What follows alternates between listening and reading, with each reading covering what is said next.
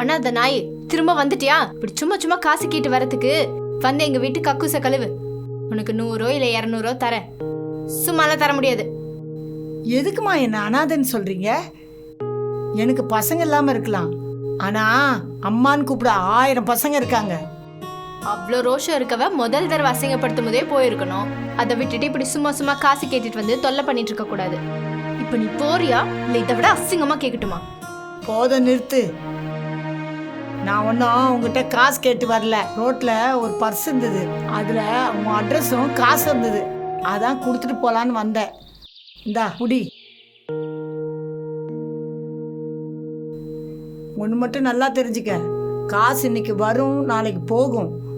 மனுஷங்களை முதல்ல மதிக்க கத்துக்க. மாமா ஒரு நிமிஷமா. பிள்ளைக்கு ஸ்கூல் ஃபீஸ் கட்டணும்னு சொல்லியிருந்தாங்கம்மா. போகிற வழியில் பர்ஸை கீழே விட்டது தெரியாமல் ஸ்கூலுக்கு போயிட்டேன். இப்போ ஸ்கூல் ஃபீஸ்க்கு என்ன பண்ணுறதுன்னு தெரியாமல் யோசிச்சுட்டு இருக்கும்போது தான் நீங்கள் வந்தீங்க.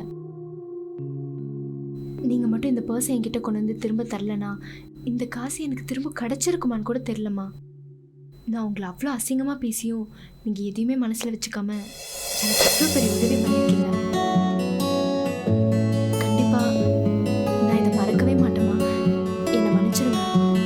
பரவாயில்லம்மா, இதெல்லாம் எனக்கு ஒன்றும் புதுசு இல்லை. இதெல்லாம் எனக்கு பழகி போச்சு.